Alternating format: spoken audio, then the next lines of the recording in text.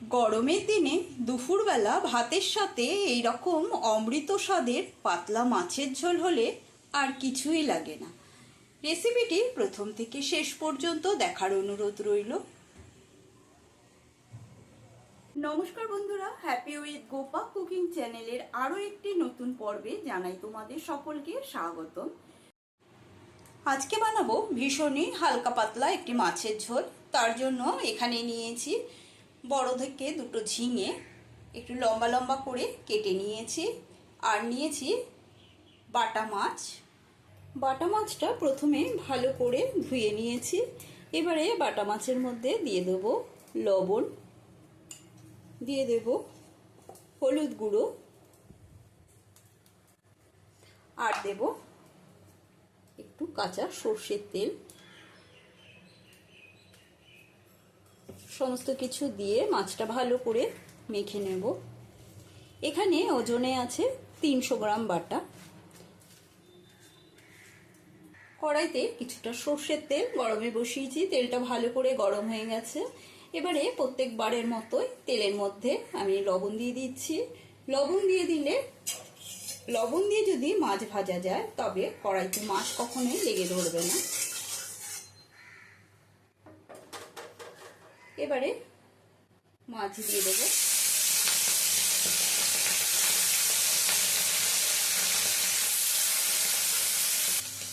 মাছগুলো দিয়ে দিলাম, মাছগুলো এপিট ওপিট করে ভেজে তুলে নেব। একটা মাঝারি সাইজের পেঁয়াজ দিয়েছি, পেঁয়াজটা টুকরো করে মিক্সির মধ্যে দিয়ে দিলাম। পেঁয়াজটা পেস্ট করে নেব। পেঁয়াজের পেস্ট করে নেওয়া হয়ে গেছে। মাছগুলো এক পিঠ ভাজা হয়ে গেছে।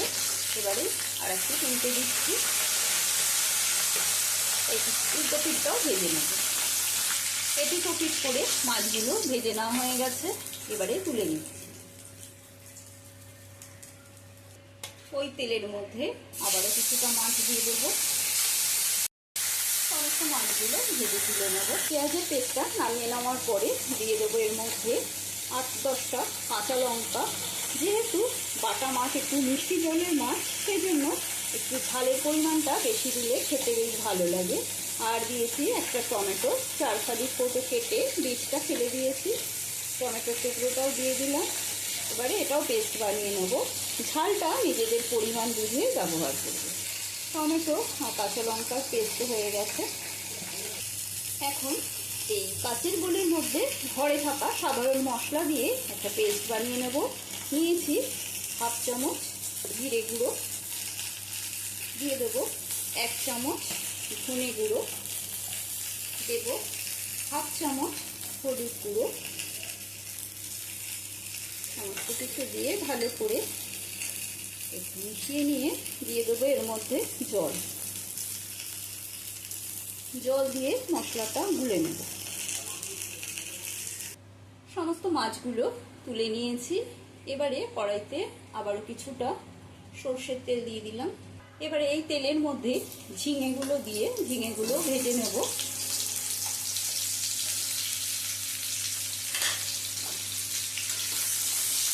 ঝিঙেটা এমনি ভেজে নেব, ঝিঙের মধ্যে লবণ দেবো না। লবণ দিলে ঝিঙে থেকে আগে জল কেটে যাবে বা জল ছেড়ে দেবে ঝিঙে।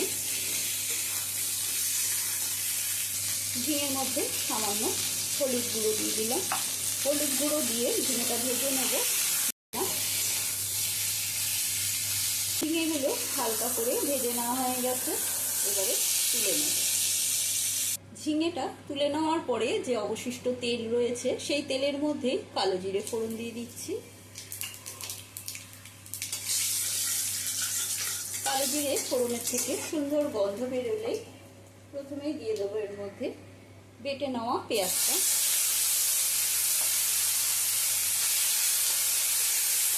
পেঁয়াজ বাটাটা দিয়ে একটু ভেজে নেব। আমি এর মধ্যে এক্সট্রা আর কোনো তেল ব্যবহার করিনি, খুবই অল্প তেলেই রান্না করছি। তোমরা চাইলে তেল আর একটু দিয়ে নিতে পারো, কিন্তু আমি যেহেতু হালকা পাতলা রান্না করব সেই জন্য এর মধ্যে আর তেলের ব্যবহার করিনি। পেঁয়াজটা হালকা করে ভেজে নেওয়া হয়ে গেছে। এবারে এর মধ্যে দিয়ে দিলাম কাঁচা লঙ্কা আর টমেটোর পেস্ট।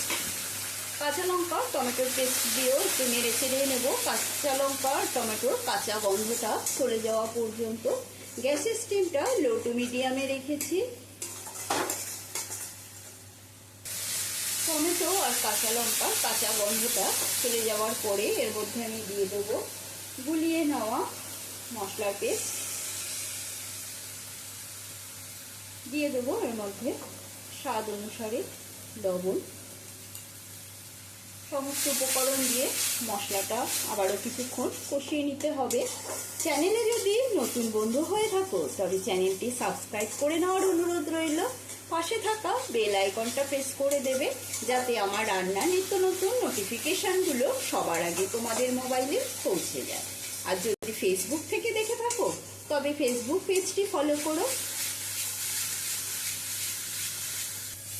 দিয়ে দেবো সামান্য বাটি ধোয়া জল।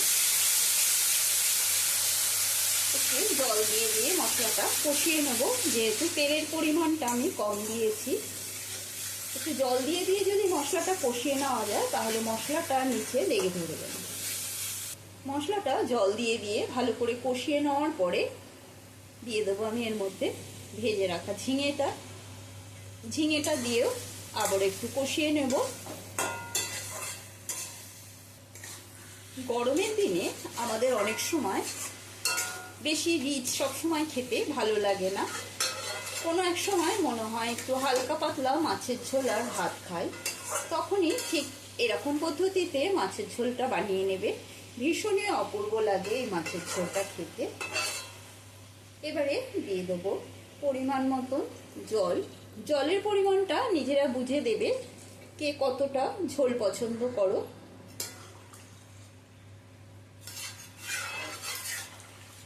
আমি এতটুকুই জল দিলাম কারণ ঝিঙা থেকে একটু জল বেরোবে।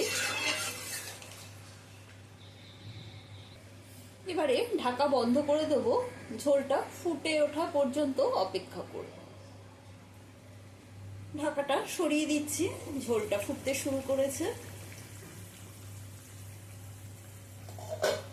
এবারে ঝোলের মধ্যে দিয়ে দেবো ভেজে রাখা মাছগুলো। ভেজে রাখা মাছগুলো দিয়ে আবারও কিছুক্ষণ ফুটিয়ে নেব।